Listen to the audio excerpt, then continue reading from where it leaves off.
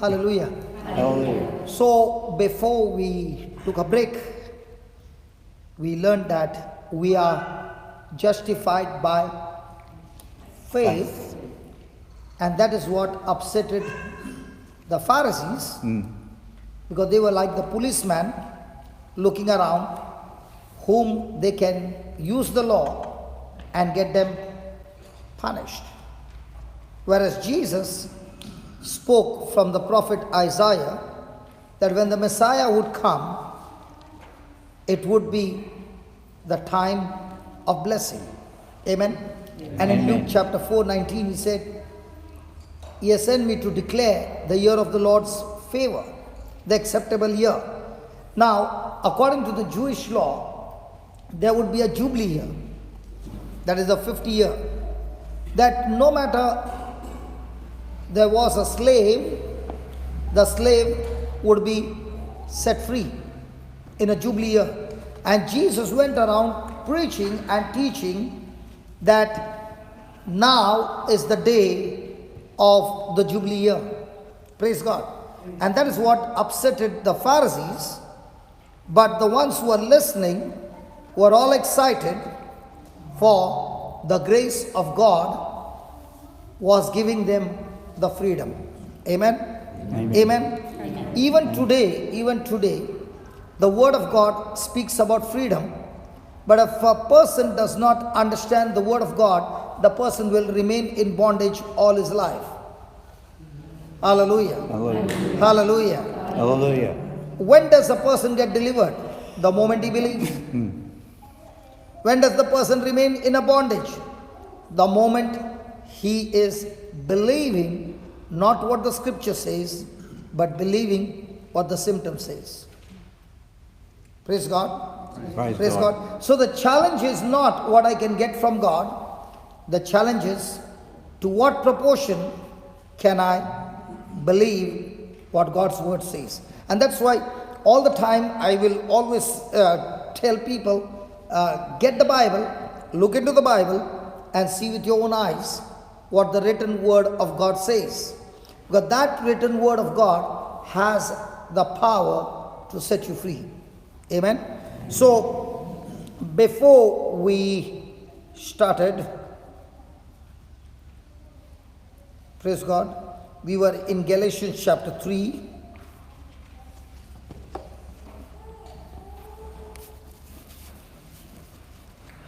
And we finished verse 8 and 9, which declares that we are justified by faith. Praise God. Now, the word of God, verse 10 says, For as many as are of the works of the law are under the curse. Again, for as many as are of the works of the law are under the curse. Now, when you say, I will live according to the law, then you have to abide by the law. Praise God. And if you fail even once, praise God, you will be under curse. Has anybody ever been to Israel? To where? Israel? No. Okay. On Friday, the Sabbath day, or Saturday, I don't know which is the Sabbath day. But on the Sabbath day, do they use the lift? No. Do they press the switch? No, for them to press that switch, which floor you go, is also work. So on the Sabbath day, the lift is programmed that it will stop at every floor and they will not even touch the switch. That means they are abiding with so much of the law. Now, if a person refuses to do good, is it sin? Yes. When a person does evil, it's sin. When a person does not operate by faith, but by sight, is it still sin? Yes. See, there are two kinds of doing sin. One, when I do something evil, it's sin. Two, when the Spirit of God tells me to do good and I don't do what He told me to do, is also sin. So can a person ever live without sinning? Bit hard, isn't it? Because every moment there will be a sin. And under the law, you are under curse. And that's why he says, for as many as are of the works of the law are under curse, for it is written, cursed is everyone that continueth not in all things which are written in the book of the law to do them. But, look at what he says, but that no man is justified by the law in the sight of God. None of us can ever be justified by obeying the law. Then why did God give the law? For example, when we are driving the car, if there is no speed limit, there is no law. So you can drive as much as you want. But the moment it says 30 on an express road, on 30, let's say if they put a board there 30, by the time you go 32, 31, have you broken the law? Yes. Can the cop book you now? Yes. But if there is no board there, can he book you now? No. No. In the same way, the law gives me the knowledge of what is right and what is wrong. Yes. But the more the law comes, the more it gives sin to have authority over me. For example, are we Christians? Yes. Is the law saying one wife or 5 wives? One. What about a Muslim? 4. Oh, you know all that. Now, the moment a Christian looks at another woman and thinks of getting married, under the law, he is Sinning. sin. Praise God. But for a Muslim, are you following? Yeah. So, God gave us the law not because we would be trapped by the law, but to show man that he can never ever qualify to go up to God's standard and get connected to God. He needs a helper. Yeah. God is trying to tell people, to man, that he does not have the capacity or the ability to move up to God's standard. He can achieve that through the help of the Holy Spirit by operating in faith in Jesus. He needs a helper. But man is filled with self-confidence. He is all the time focused on self-centeredness. And God is saying, listen, as long as you are self-centered, you will make a mess. But if you can shift from self-centeredness to God-centeredness, now the power of God will take you from your ability to God's ability. Now let me give you an example. When you see people taking drugs or alcohol, you mean to say they do not know what they are doing is wrong? I'm asking you. Well, See, I run a rehab. So when I see them, there are many who are actually crying and saying, this stuff has destroyed my life. I want to get rid of it, but I find myself doing the same thing over and over again. It has destroyed my marriage, my children, my finances, my health, my job, everything. And I want to be free. Now, if the person is trying to get rid of it with his willpower, he will surely fail. So how does he come out then? He needs God's help. He needs God's help. How does he come out then? Sorry? Go to prayer meetings? I'll show you how it happens. Go to Romans chapter 1.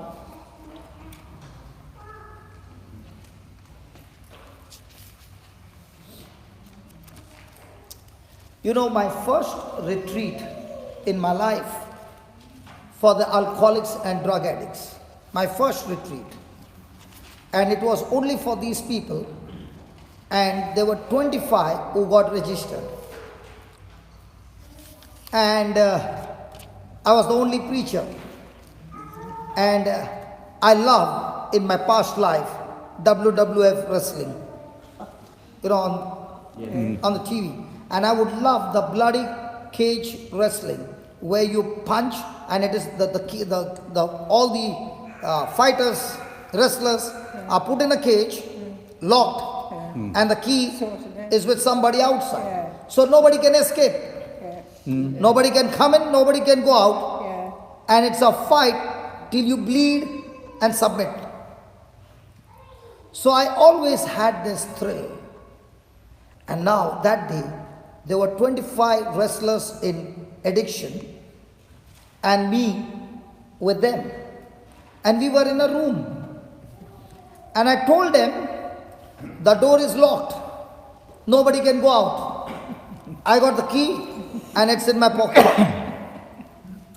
Do you understand what it means when a drug addict gets the urge to take drugs? He can even kill you. Yes. And somebody said, do you know what you're doing? I said, I know what I'm doing. And I'm sure none of them will touch me. So they said, what makes you so sure? I said, I got about 2 hours before the thing starts. And in those 2 hours, I have to pump into them faith. Very true. And if I can get that inside of them, they will not only get out of drugs, but they will get out of it without withdrawals. And I had never done it before. And this was my first time. And I was really feeling like I'm in that wrestling match. And I've got a partner. His name is Holy Spirit. Hallelujah. Hallelujah. Hallelujah. In these years, I found a secret which I want to share with you. Have you ever seen that WWF wrestling match on TV? Long Have you time seen ago. a tag team? Yeah. One stands outside, one goes inside. I have an opponent and he's Satan, right? Is he visible? No. No. So if I get into the ring, can he punch me and beat me up? Yes. Yeah. Is he more powerful than me? No. No. He is more powerful than me with my natural skill. Okay? When I get in. So which one is better? That I go in or I send my partner Holy Spirit? Send your partner, Holy Spirit. And when the Holy Spirit gets in, it's a knockout match. He doesn't come and give me a tag and says, go in. Are you understanding what I'm saying? So when the Holy Ghost goes in, he hits the opponent in such a way that the match is won. And because I'm his partner, he gets the belt, I get the belt as well. Hello, that's why the Bible says we are more than conquerors. Means what? I did not get into the match. I was only outside the ring. He went in and knocked off the devil completely and he gave me the victory. Jesus went into the match. He had to fight that match. He bled, he was wounded and he died. But praise God, I am his partner. But when Jesus won the match on the cross, I also won with him. The way when Adam lost the match, I lost the match with him. Are you following? Yes. Are you following? Yes. Because we were in Adam and whatever Adam did affected us. Now we are in Christ. Whatever he did, we also have the same effect now. Praise God. Now the question is, how do you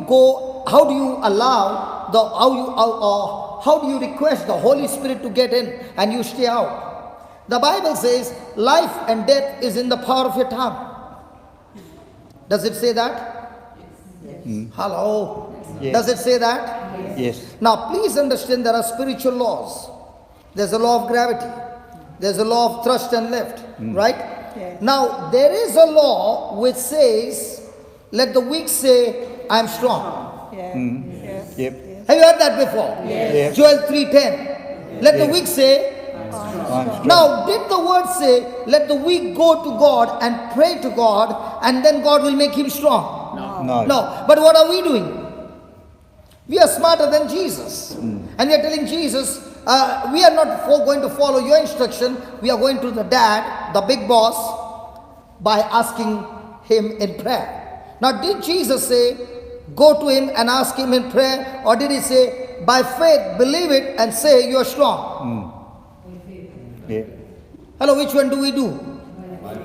What? Do you know that song? Give thanks with a thankful heart. Then give thanks. Then what?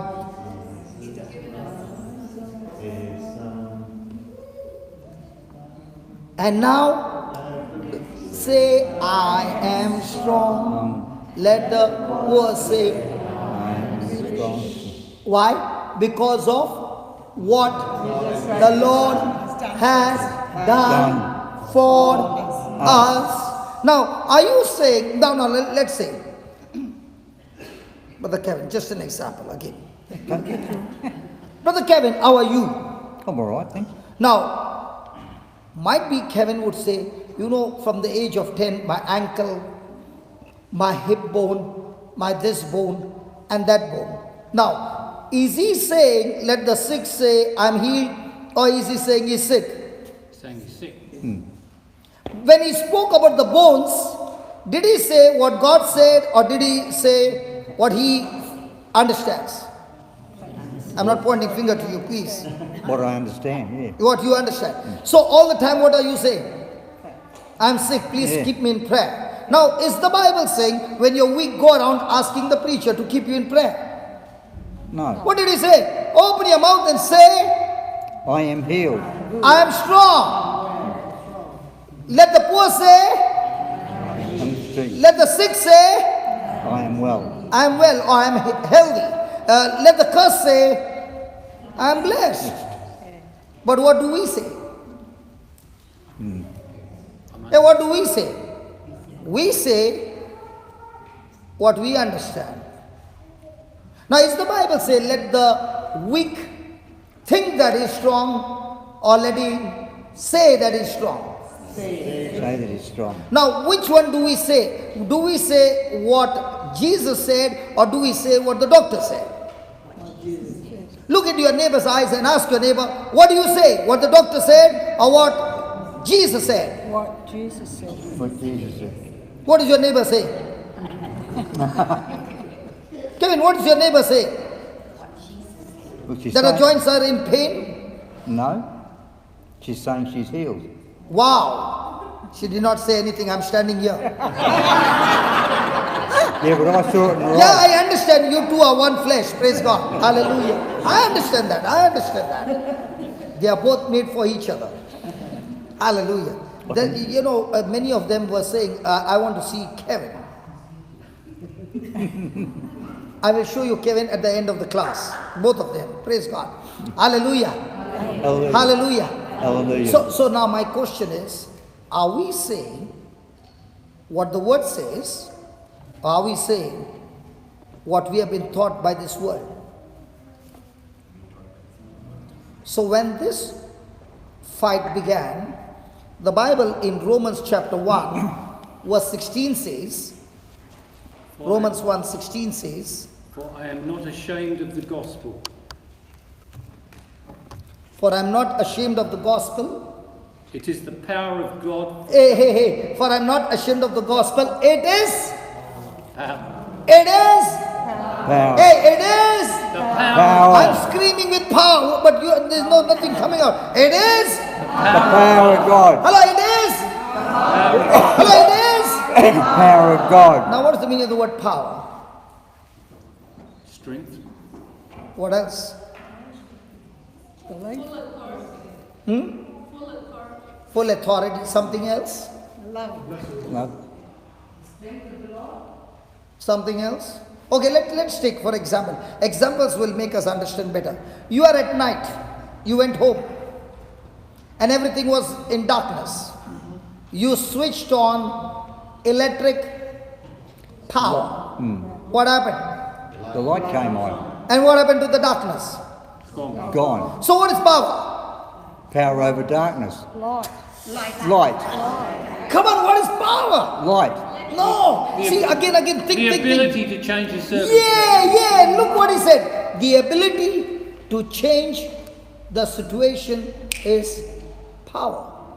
The ability to get result is power.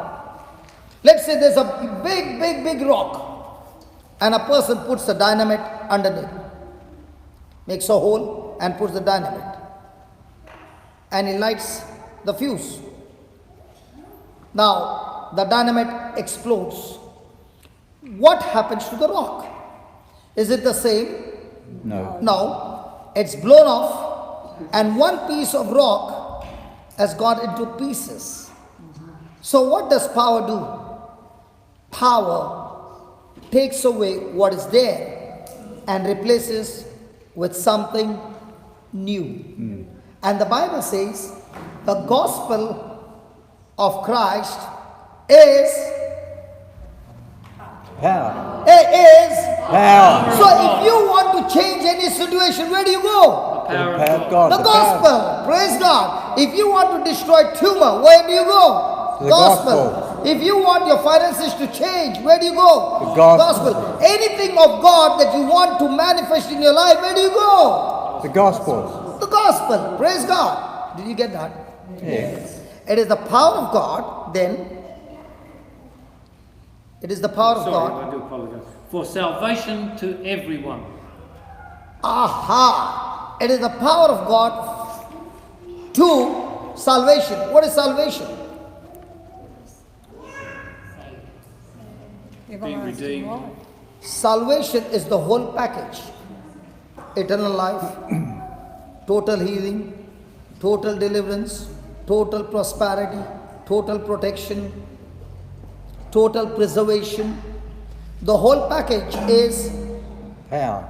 salvation. Salvation. Does that include freedom from alcohol? Yes. Yes. Does that include freedom from drugs? Yes. Does that include freedom from every work of Satan? Yes. Yes. So what do you need now? Power of Do you God. need the power of God? God. And what's the power of God? The gospel. God. So do you need the preacher to lay hands on you, or do you need the gospel? You need the Because the gospel. preacher cannot give his hand every day. Correct. Right. But you can have the gospel with you all the time, in your mind, in your heart. And if you have the gospel in your heart and that gospel comes out of your mouth, you have activated the power of God. By now I thought you would be screaming with joy.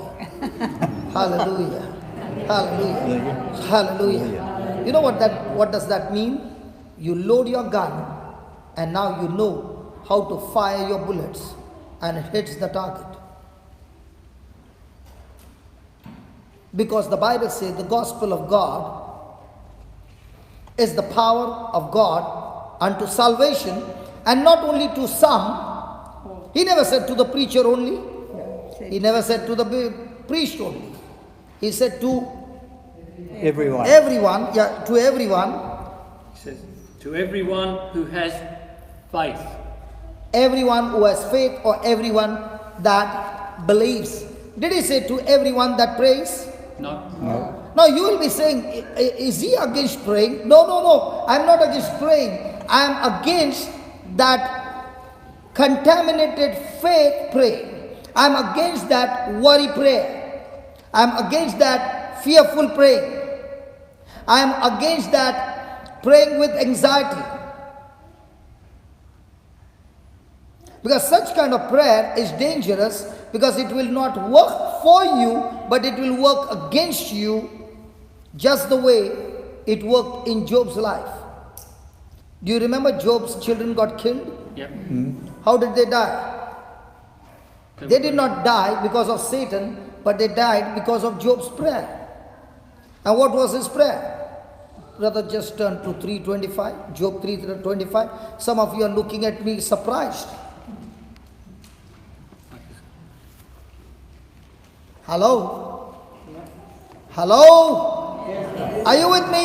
Yes. Yes. Job 3:25.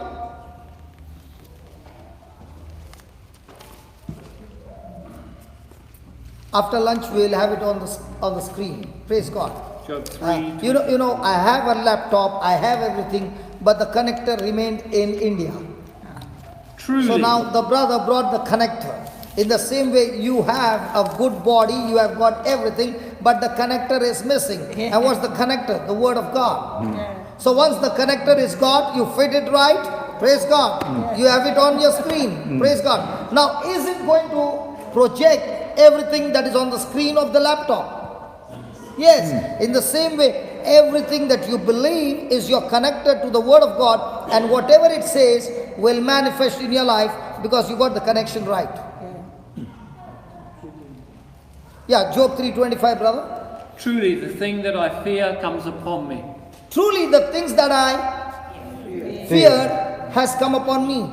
Now, Job was offering sacrifice for his son, for his children, but at the same time, he feared that something evil will come on them.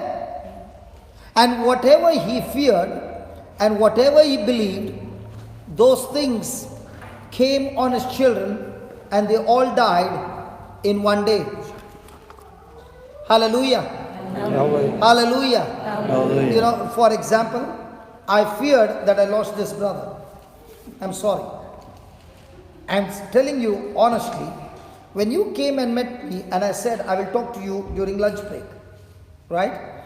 Yes. I began to stretch my neck to see where he is. And when I did not see him, I said, Lord, I made a blunder. I should have spoken with him, but I was so engrossed in my work. And I said, Lord, please forgive me. I lost him. But the moment he walked in, I said, wow, Lord, I love you. Because when I did not see you, that worry or that fear of losing you came to me. God is my witness. Because there are many times people want to talk to me. But I do not want people to focus on me because I'm not the one you got to focus on. He is the one you got to focus on. So my job is to point you to Him. To Him. Hallelujah. Hallelujah. Hallelujah. Hallelujah. And once you get Him, you don't need anybody else. But if you begin to get too close to the preacher, you will forget Him because he will become your God. The preacher will become your God. Are you understanding? Yes. Are you understanding? Yes. So the fear. The fear. Now, did Job believe? Yes. What is believe? A message that is given, you correspond your action to the message. But Job's belief was faith or contaminated faith? Contaminated. Now with that contaminated faith, did he open his mouth and pray? Yes. Now did those words work for him or against him? Against him. So the prayers were for him or against him? Against him. Just like this electric power is working for us. But if the connection goes wrong, it can short circuit and burn the whole church. Yeah. In the same way, the prayer can work for you and the prayer can work against you. Go back to Romans 1, brother. I'm sorry, I should have told you. I didn't keep my finger in the right spot. Romans 1. 20.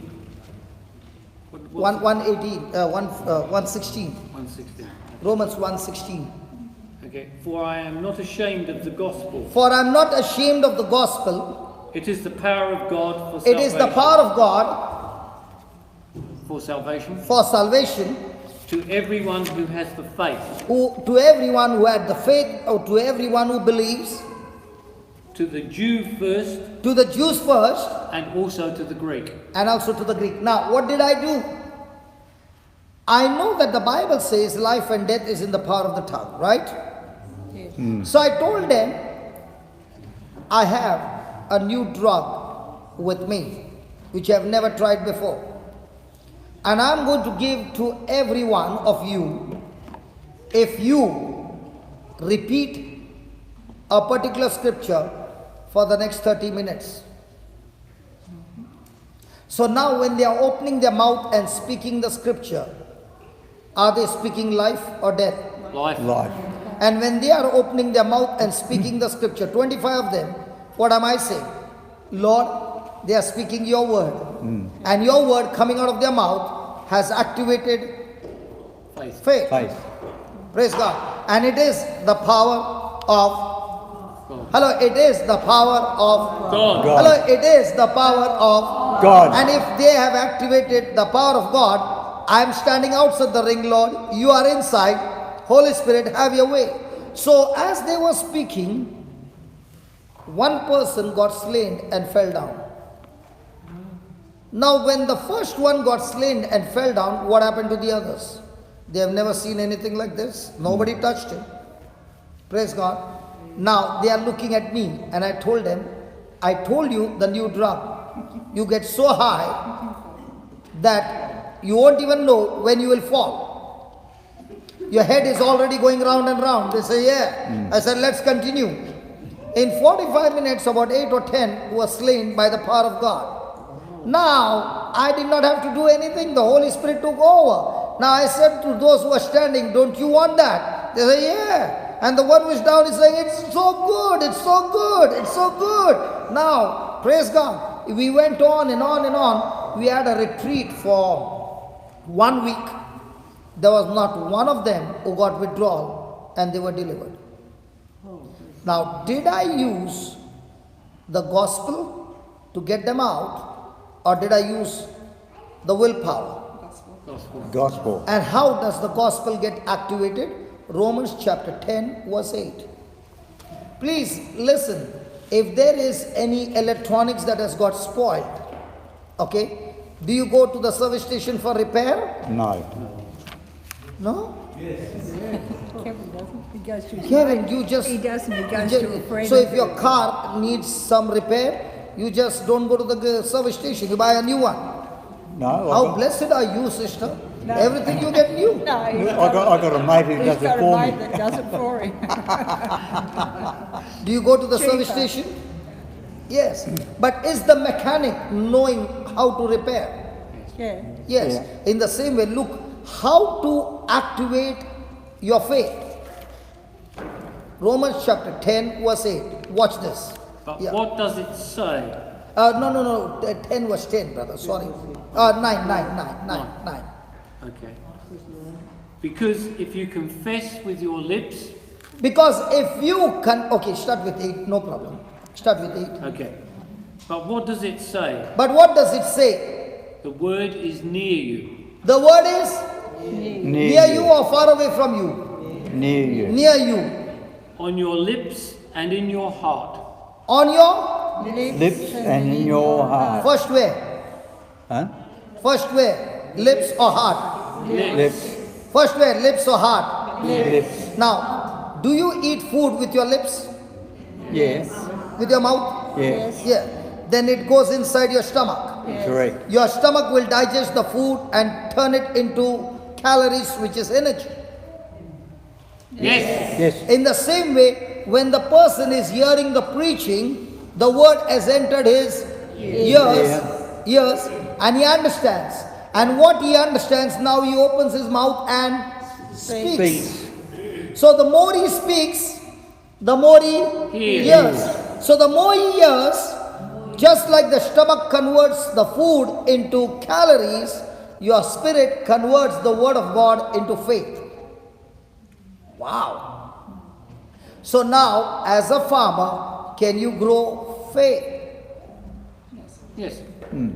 Hello, can you grow faith? Yes. So is your mouth going to be involved in growing faith? Yeah. So when you keep on repeating a particular scripture over and over again and keep thinking, like my brother Keith said, when you submit to God and resist the devil, he will flee from you. Praise God. He has given you the power. Did God say that he is going to make the devil flee from you? Oh, praise God. Now, brother, are you a technician? No. But you fixed it up, right? We are both. Yeah, you all both, okay, you all both fixed it up. Now, because you all both have the knowledge of it. Yes. Yes. And more. If you all did not have knowledge, you would have taken a hammer and a screwdriver. You see? Isn't that good? Yeah. Now do you know, now, I did not know why I was missing him. You know now. I know now. you see, my brother and he both used their knowledge, and I know they were trying for a long time. Even though I was preaching here, my eyes were on that side, looking at what they were doing. But it is the wisdom of God that they figured it out how to do it. Is that right, brother? Yes. Yeah. It's a teamwork, yeah? Hello, is it a teamwork? Yeah. Come on, let's give the Lord a big hand. Now, do you understand? In each one's life, there is somebody who God has chosen for that moment to solve your problem. Yes. Yes. I did not know why I prayed for him when I did not see him. But now I know my prayer really helped me. It was not for his profit, it was for my profit. I don't know where you went, but surely the prayer made you take a U-turn and come back. I don't know. I am not interested. But I am saying, in the same way, please understand, from the time you rise up to the time you go to sleep, there is somebody whom God has chosen you to be the person to solve somebody's problem. And if you are a person who is saying, Lord, the gospel is the power of God, and this power you have given me, please help me, Lord, to use this power day and night so that I can go around solving somebody's problem. Because the power of God is not my ability, it's Jesus' ability in my body, which I can release and get somebody set free. And the best part is, this gospel power is absolutely free. So when you see somebody being lowered in the grave, do you know how many people's future this person has messed up? Because God would have assigned that person to touch so many lives all around him. But might be that person never tapped into the power of God and lived a life which he lived in ignorance and never became a blessing to somebody. Believe me, sometimes I question myself and I say, Lord, thank you for giving me this understanding. In 22 years running with you, I must have touched millions of people. One person making the choice of tapping into God's power. Imagine we all in this church begin to use this power every day. Can you imagine how many people around the world can be touched? Last night we were quite a number. What I recorded, this morning when I got up at 7 o'clock, already there were 250 people who got connected. By now I can say without a doubt, last night's teaching must have crossed more than 1,000 people. Now those 1,000 people, I don't even know where they are, which part of the world. But using the media, we are able to touch people around the world. And every time you open your mouth and you speak the word of God, you are activating faith. If you were given a choice, out of 100 words that you spoke today, how many words did you speak the word of God? Because what my brother Keith is reading, if you confess with your mouth that Jesus Christ is Lord, if you confess with your mouth the words of Jesus and believe in your heart, then that person receives salvation. That person receives healing. That person receives deliverance. That person receives protection. That person receives prosperity. That person receives everything of God. And what's the method? Open your mouth and speak it and believe in your heart. So how do you receive your miracle? Open your mouth and believe in your heart. Go to any service in this world, any service. You will find one thing common. The person who is doing the healing ministry or the deliverance ministry, he has to open his mouth and speak words. Jesus himself had to open his mouth and speak the words. God himself had to open his mouth and speak the words to create the world. So how are you going to be a co-creator with God? By opening your mouth and teaching your mouth day and night to speak his word. Wow, isn't that easy? Hello? Hello. Isn't that easy? Yes. Now, when you are praying, are you speaking his word or are you speaking your own words? His words. Come on, let's be honest. Normally our own words. Are you speaking his word or your words? Our words. A prayer is when you speak to God his word. For example, last night we said, God said, by the wounds of Jesus you have been healed. And what are you saying? Lord, I ask you, Lord, please heal me. One is in the past tense, one is in the future tense. Are they both in agreement? No. And the Bible says where 2 or 3 agree, anything, my Father will do it. The Father cannot do it because he is saying you are in disagreement. So where's the power of God? Right under your nose, in your mouth. And when you speak it over and over again, it enters your heart. Hallelujah. Hallelujah. Thank you, Jesus. Thank you, Jesus. Brother Keith, can you take over for 2 minutes? Only 2 minutes. By that time, I'll set the Bible. Can you come here? Yes. Brother, can you come here and continue what I'm teaching? Yes. I'll just set up that computer and give it to him so that we can see the scriptures on the screen. Okay. I was hoping I was going to have the scriptures to talk from.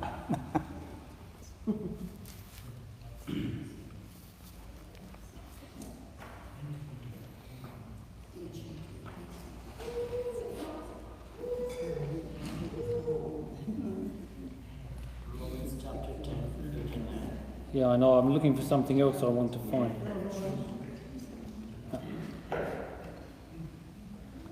If we go back to the beginning of chapter 10, he says, "Brothers and sisters, my heart's desire and prayer to God for them is that they may be saved." So this is Paul talking. His letter to the Romans is probably the most significant of the letters that he wrote. And because it's not only because it's called Romans, but the fact is that he wrote that shortly before his death. Where do you think he was when he wrote that? Where Paul might have been? Sorry? In prison. He was in prison, but where was that prison? In Zion? The prison was in Rome. That's why it's called Romans. Okay? Paul was a very high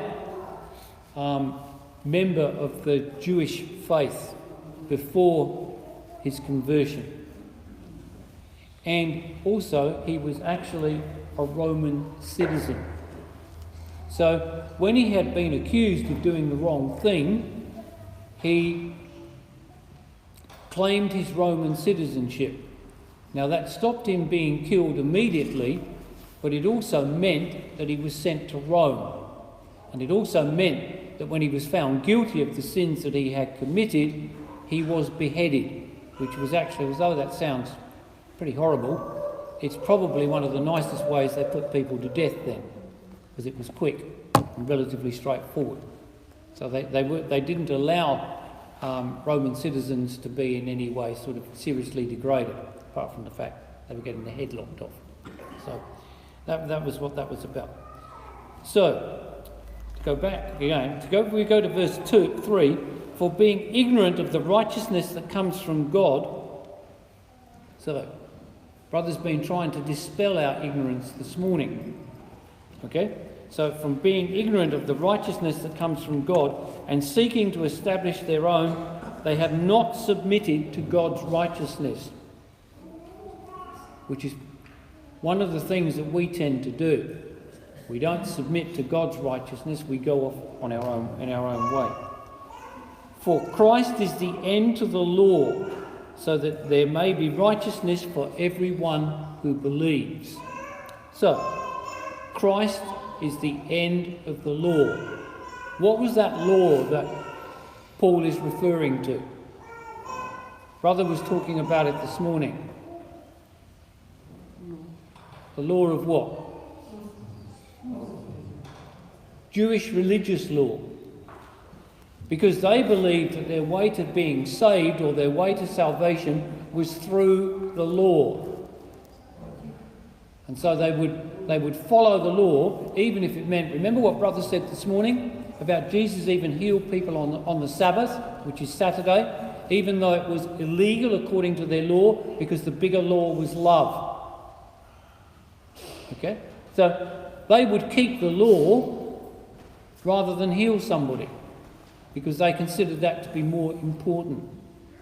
So it says, for Christ is the end of the law. So we don't have to follow that law anymore. Christ was the third of the major covenants. He himself was that covenant.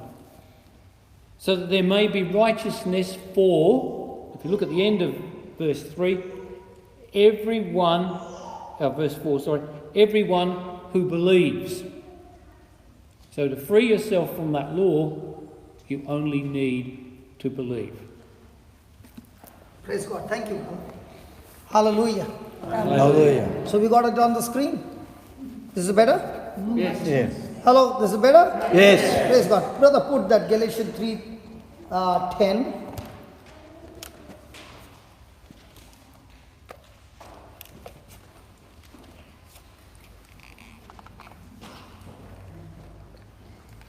Good. Now we got it on the screen. Now is it the first end, second end? When you are reading it, is it the first end or the second end? The first end. If I'm reading it and you can't see it, it's still second end. Okay. That's Ephesians, by the way. Because once you see the written word of God and the devil is trying to deceive you, you will say, oh no, I saw it with my eyes. That's Ephesians up there, not Galatians. No, Galatians. Brother, Galatians.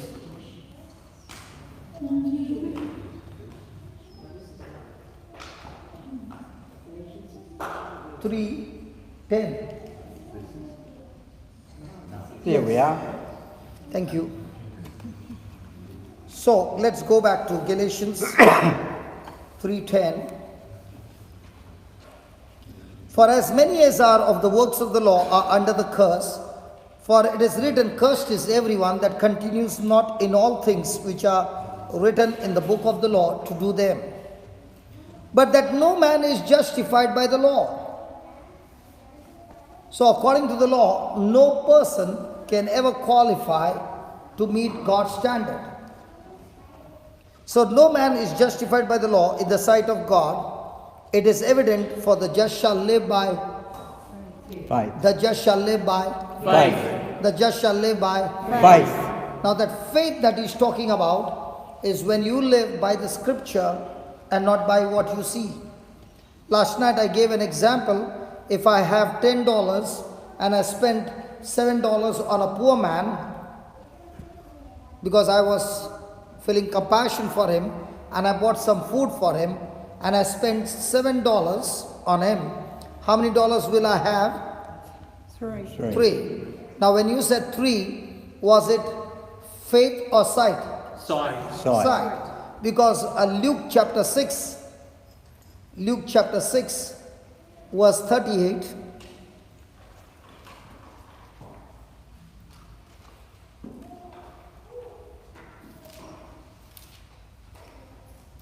Type L, just type L, you will get it. No, don't type, just click and press it on your keypad. No, don't go there. Just press on your keypad. L, just type L, keep typing L. Brother, keep typing L. You got it? Luke chapter 6, 38.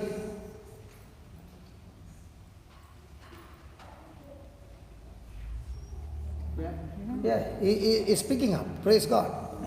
Hallelujah. He must be working on his software where I will be doing the same. So what is the Lord teaching us? Just because I am not familiar, I may do some blunders. But does that mean I will be like that all my life?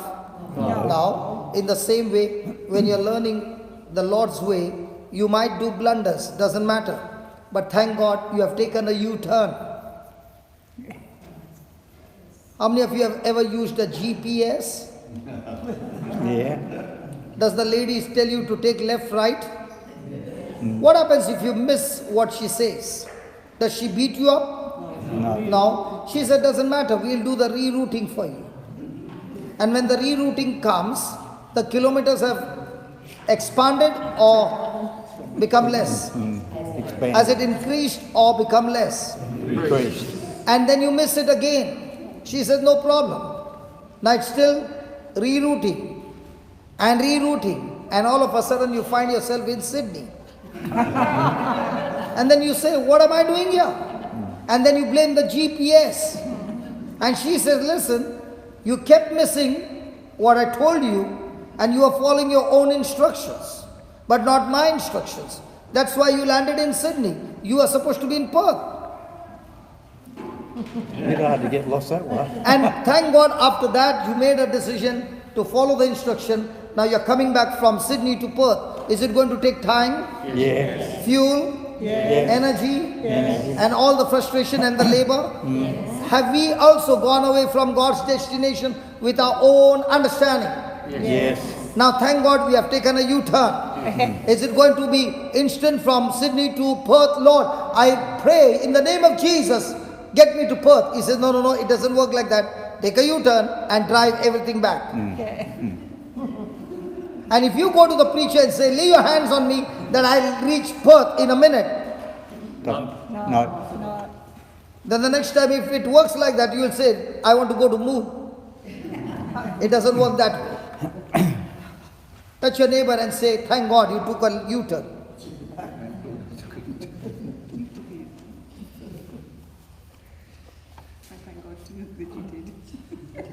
So nice when the husband and wife are sitting next to each other. He is saying, darling, thank you for the U-turn. She's saying, oh yeah. She actually said, thank God you took a U-turn. Hallelujah. Hallelujah. Okay. Now what does it say? Give or take? Give. Give. And So shall be given unto you. read. Good measure, pressed down and shaken together and running over. Shall what? Shall men give unto you? Did he say the woman? No. Actually, that's a bit sexist, that. Kevin, did it say woman? No. Only men. Because woman came from man. Yeah.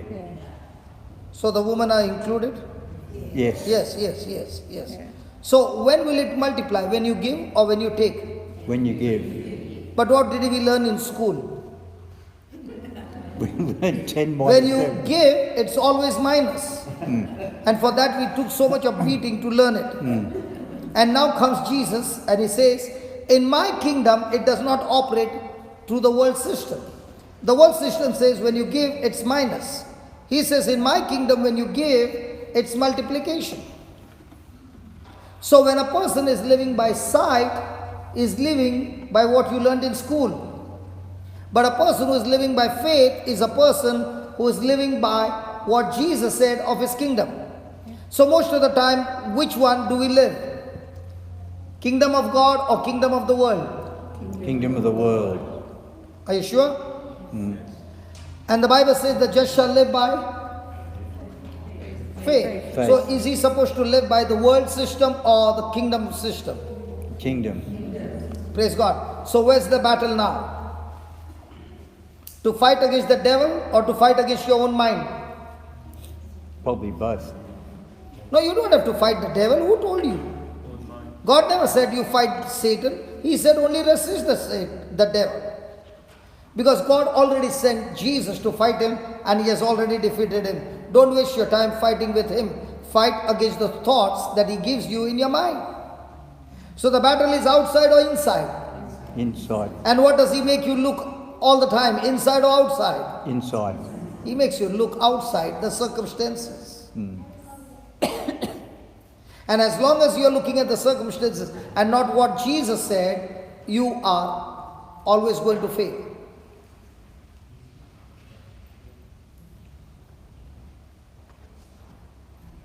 Praise God. So let's go back to Galatians, brother. Look at the verse 13. Just go back, that book back, the arrow.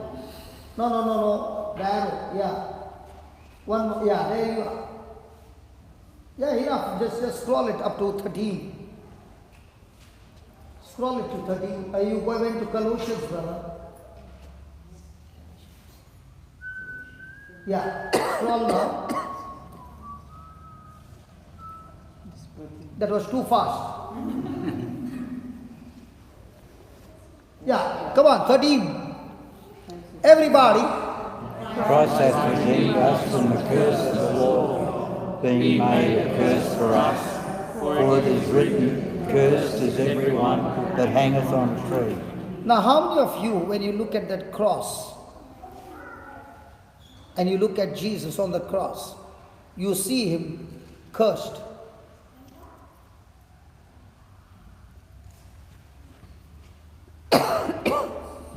Hello? Hello?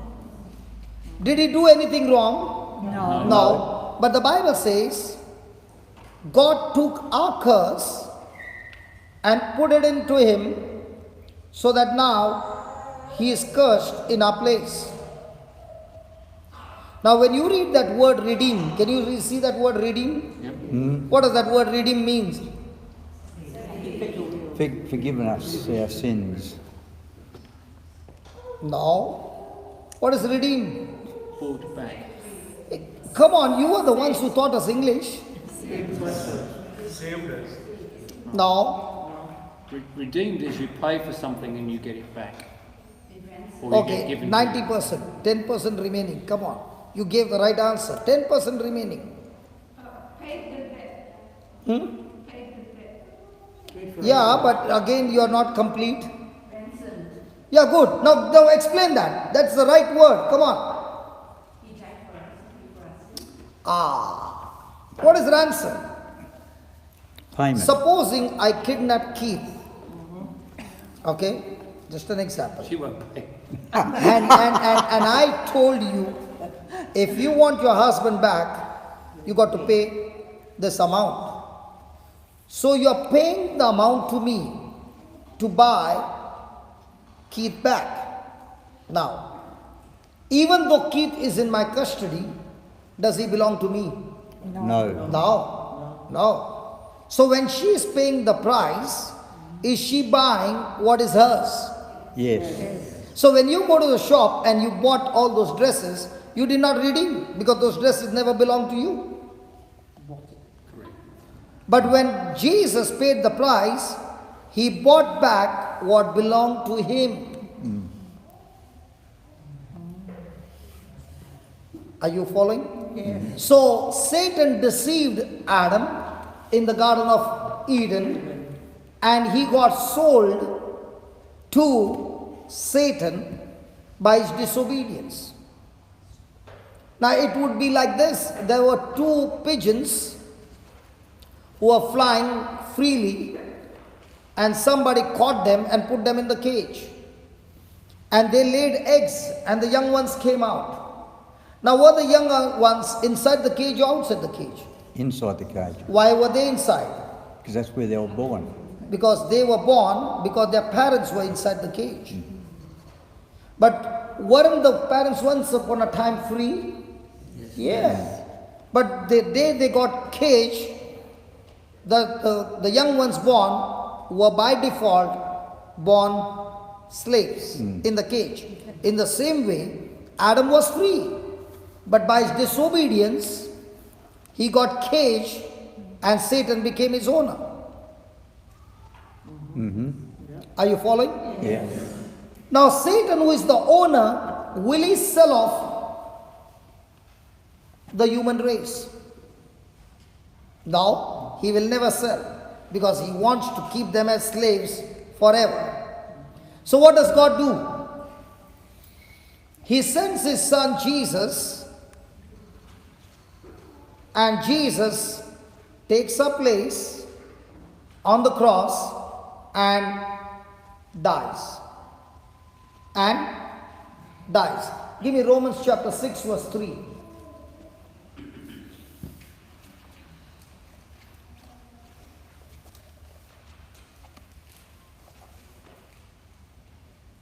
Again, yeah.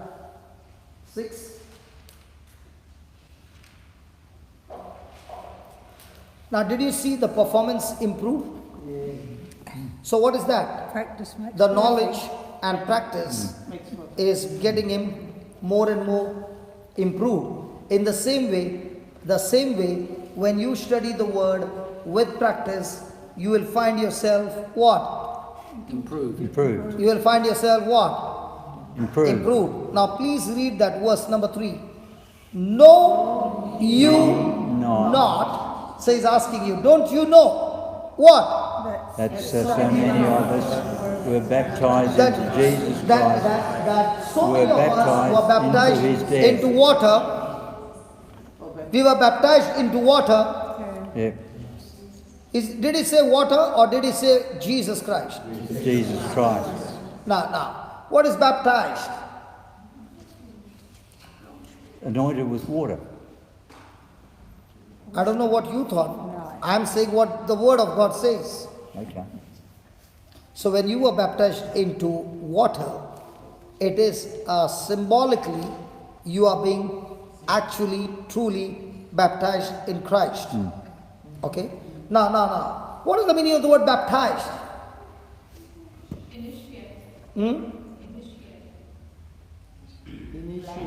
Cleansed. Cleansed. It means to be immersed. It means to be grafted into. So if you are grafted into another plant and that plant died, what happens to you? You die. You die. You got it? Did you get it? Yes. So when you died, when that plant died, and you were in that plant as a branch, you also Die. died. So when you were baptized into Christ, what happened? You were baptized into You his were death. baptized into his death. Death. So how many of us, when we look at the cross, we believe spiritually we died with Christ? And that's why he says, do you not know that? So what do we need to know? That when Jesus died, I died With him. with Christ, because I was in him just the way I was in Adam. Now all those who have children, your children were in you in a form of an egg, in a form of a sperm. But when the conception took place, that seed got fertilized and there came the baby. But the baby was inside you. Yeah. Or In the inside same way, the whole human race was inside Adam. In the same way, when Jesus walked on this planet Earth, we all were in him. So, according to the word of God, there are two kinds of human beings. One coming from the race of Adam, and one coming from the race of Jesus. Who are these who are coming from the race of Jesus? The ones who accepted and believed his sacrifice on the cross. That's when you are born again. you are a new creation. And the Bible says in 1 Peter 1:23 that you are born anew. You are born anew. Just give me 1 Peter 1:23 and then we come back here. Just click on one. Just keep clicking one. Keep clicking till you get to Peter. 1 Peter 1:23.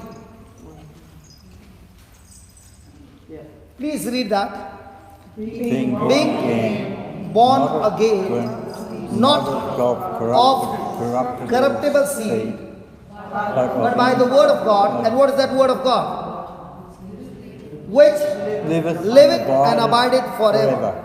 Now, can you see that not of corruptible seed? Did you see that? Not of corruptible seed. Now, when I was 19 years old, I had diabetes.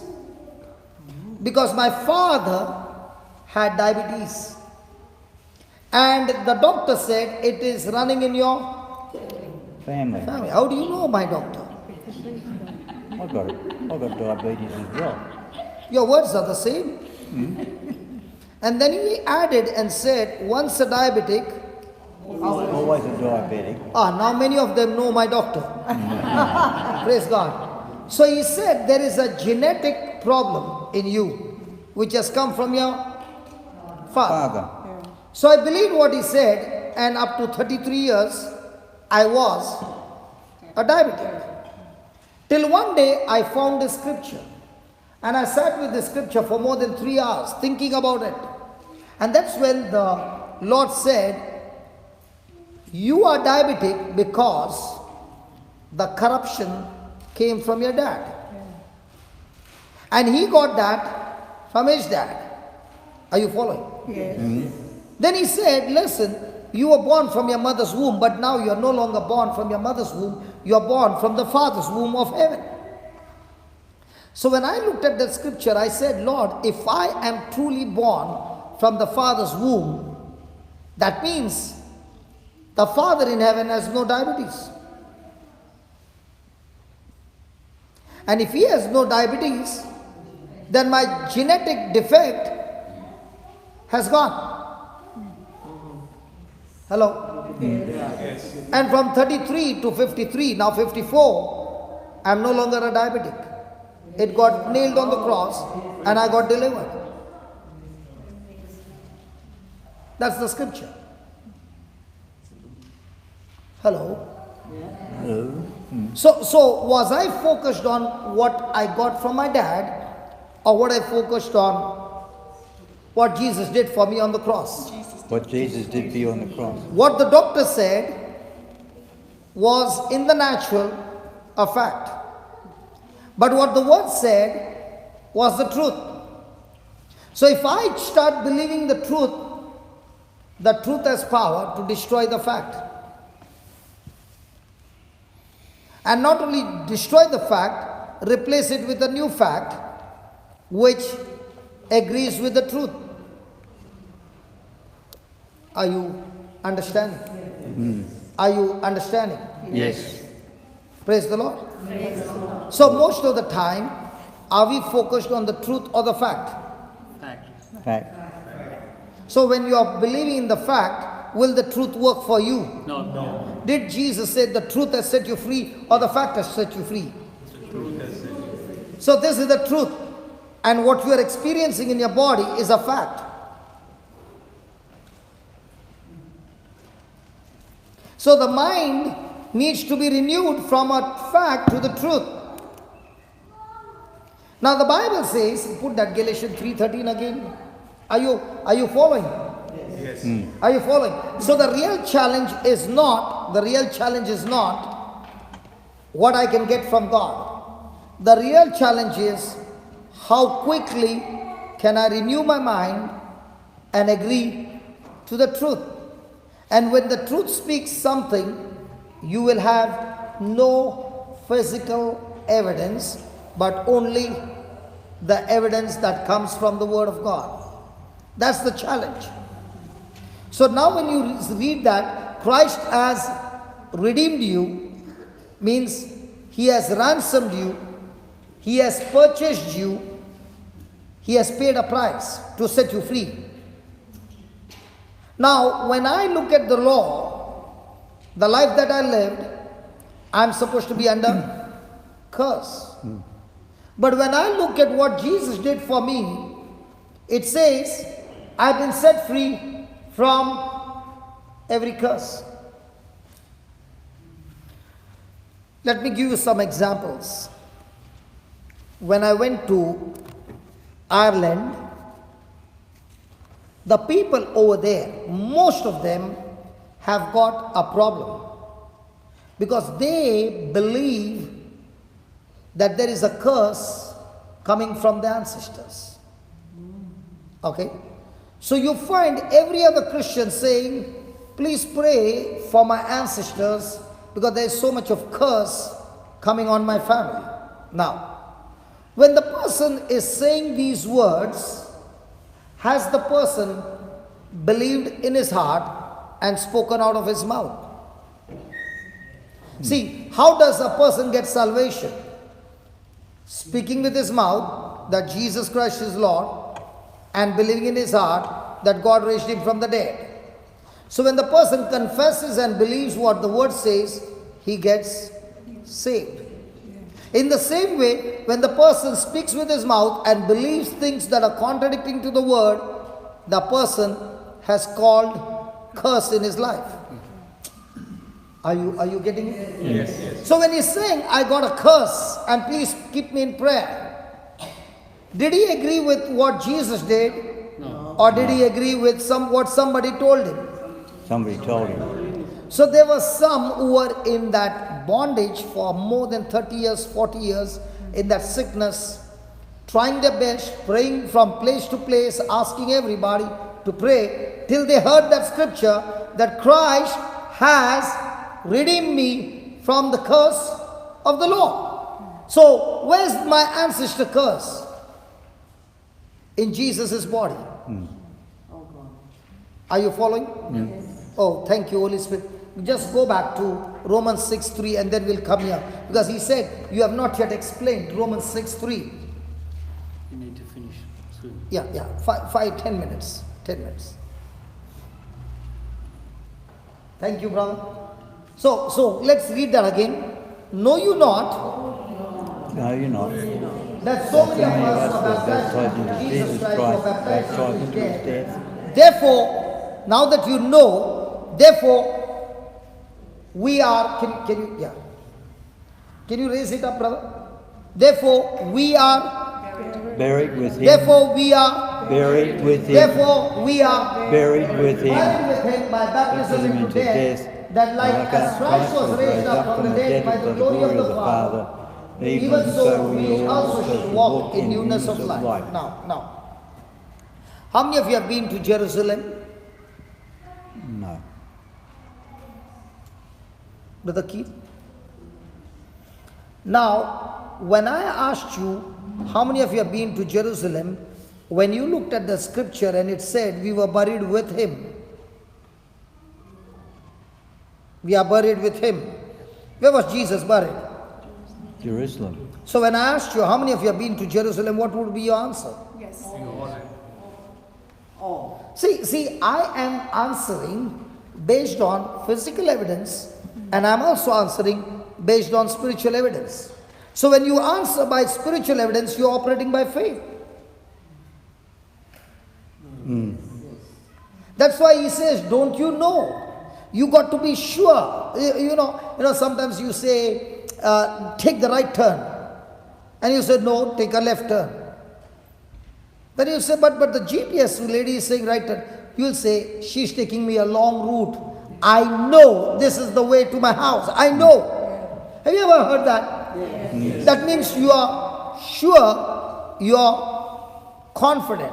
Thank you, God. So my question is, are you confident you were buried with Christ? Yes. And where was Christ buried? Jerusalem. So have you visited the Holy Land? Yes. So the next time somebody says, hey, come to Holy Land and you'll experience Jesus, what will be your answer? I've been with him long time back. Hallelujah. Hallelujah. How do you know? Because the Bible says, I've been there. If the Bible says, I've been there, what do you say? I've been there. Good. So everybody got a tour to Jerusalem? Congratulations. Hallelujah. That's why Jesus said to the Samaritan woman, the time has come that true worshippers don't worship in Jerusalem, on this mountain or that mountain. Wherever you stand, you are the temple of the Holy Ghost. God dwells in you, and you worship Him not on a location, you worship Him in spirit. Not with your soul, with your spirit. By faith. And what? Truth. Amen? So He says, therefore we are buried. Now when Jesus was buried, did God raise Him up on the third day? Yes. Why did God raise Him up?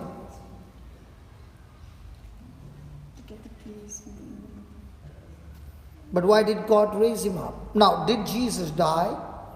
Yes. Did He die a death of a martyr? Yes. If you say He died the death of a martyr, His sacrifice is useless. Did He die by accident? No. No. That would be useless. Was it a well-planned strategy of God? Yes. Now, why did God raise Him from the dead? Now, did Jesus say, no one can take my life? No. He said that. I lay it down and I take it back. So could Jesus die on the cross? No. Then how come He died? Because God put sin into Him, our sin into Him, our sin into Him qualified Him to die. Are you understanding? Yes. Now, did Jesus die by faith? Oh yeah. What faith? That's why He said, into your hands I commend my spirit. If He had not given up His spirit, He would have never died. So when Jesus died, He died by faith. Why did He die by faith? Because He said, it is accomplished, it is finished. That means I finished my mission without a single disobedience. And the Bible says, wages of sin is death. So did Jesus commit sin? No. No. And because He committed no sin, He qualified no death. But the death He died, not His, but ours. And that's why He rose from the dead. Now, listen, why is it so important that I should know this? Supposing you are a slave and I am your master. I make you work day and night, and if you don't get up, I hit you, I kick you and make you work. Okay? But a day comes when I kick you, I find you are dead. Now my question to you is, can I make you work now? No. So what did death do? Death gave you freedom from the master. So how did Jesus redeem us? He died our death so that we have freedom from the old master. And God, when He raised Jesus, we who were in Christ were raised with Him.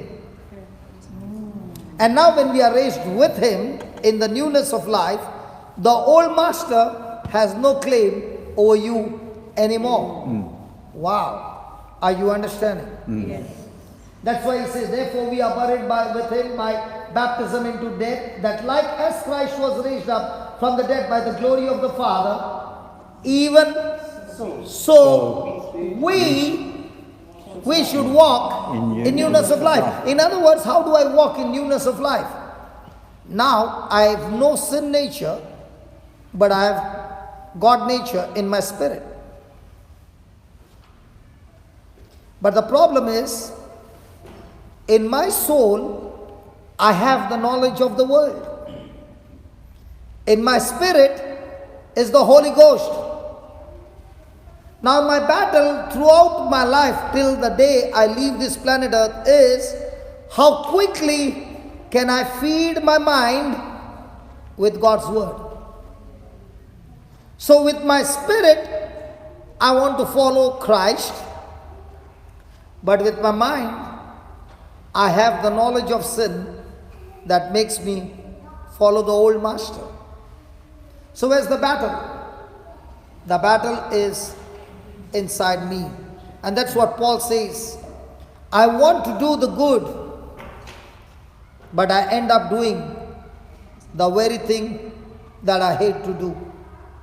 And the very thing that I hate to do is not me, but that sin that lives in me.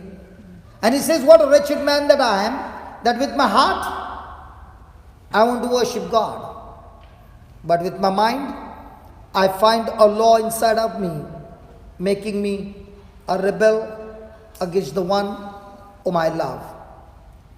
And he says, what a wretched man that I am. Who will save me from this situation? And he gives you the answer and says, thanks be to Lord Jesus Christ. So how does Jesus save you? The Word became flesh. So is the Word Jesus? Yes. So the more you feed yourself with the Word, as I take bath, I use a shampoo to wash my body. In the same way, I take the Word as a shampoo and wash my mind. So the more and more I use the Word to wash my mind, I can say no to my old master and say yes to my new master, Jesus. We'll finish with that, just 2 more minutes. For if we have been planted together, if you believe that you have been planted together in the likeness of his death, we shall be also in the likeness of his resurrection. Knowing this, that our old man, what? That our old man is crucified with him. Means what? The nature that we got from Adam, the sin nature, has been crucified with Christ on the tree. So that the body of sin, now is the body of sin.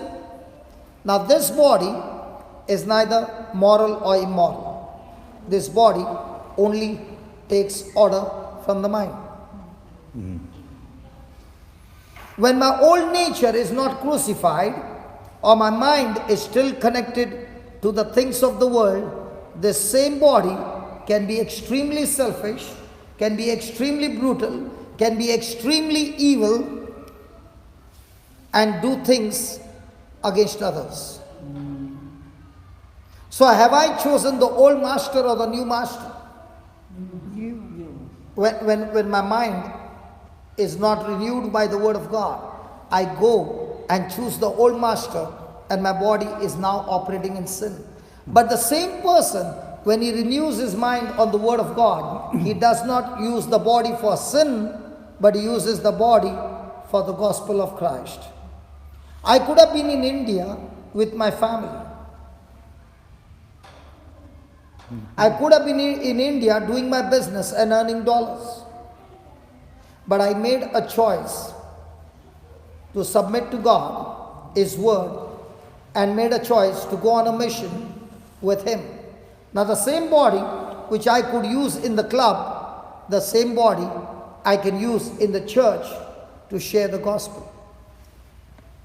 That's what verse 6 says. Knowing this, that our old man is crucified with Him, that the body of sin might be destroyed, that henceforth we should not serve sin. So is it possible for a person to sit in the church the whole day and still serve sin? Yes. So to serve sin is one's own choice. But the same person, can that same person offer his body to God by renewing his mind? Now what did I do to those brothers who are in addiction? I began to teach them the word, made them understand. If you can open your mouth, believe in your heart, you have activated faith. This faith will work for you and renew your mind. This faith will go and destroy the stronghold that has been built by addiction for so many years. And this freedom will not be by your willpower, it will be by God's power, because God's power will destroy the very root of that sin. See, many who are seated here, we all know our weaknesses. And we have been trying for years to get rid of it, and we find ourselves in the same trap again and again. And then we begin to wonder, Lord, I prayed so much and I have not got my freedom. The key to it is open your mouth and speak the relevant scripture and start believing the scripture. Let the word set you free. Because Jesus said, whoever the Son sets free is free indeed. If you are trying to do it with your willpower, you can get success for a few days, few weeks, but you will still fall into the trap. But when the word of God sets you free, He destroys the root. When the root is gone, the fruit has to go. Amen? Amen. Loving Father, we thank you for this message. Thank you, Lord Jesus, for showing us that the gospel that you preach brings freedom. It brings forth the blessings of God. It brings forth the transformation in our life. Thank you, Lord Jesus, for showing us these truths and helping us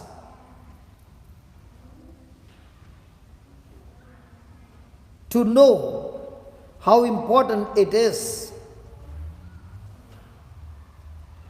to renew our mind.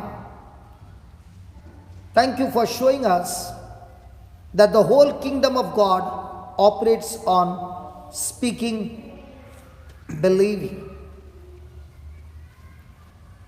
The whole kingdom of God operates on, according to Mark 11, 22, 23, 24 and 25, speaking, believing, receiving, forgiving. Help us to remember this, Lord, that what we speak and believe can be of faith and can be contaminated faith. But the moment we speak, we activate whatever we believe. Thank you for showing us that Job lost his children by his own unbelief. The Israelites, even though they had the land flowing with milk and honey, did not see the manifestation because of their own unbelief. The Bible is full of those people who had unbelief and could not make it to God's destination. In the same way, this morning, Lord, this afternoon, you are speaking to each one of us loud and clear that we have not been able to reach your destination, and one of the most important reasons is because of our unbelief. So here we are, Lord, asking you to help us understand the truth. Help us to understand the strategy or the spiritual laws in the kingdom of God, that we operate by the law of faith and not the law of fear. We thank you, we praise you, that as we go and come back, Lord, as you take us deeper and deeper in this truth, there will be massive, massive manifestation with signs and wonders. We thank you, we praise you in Jesus' name. Amen. So we go for lunch.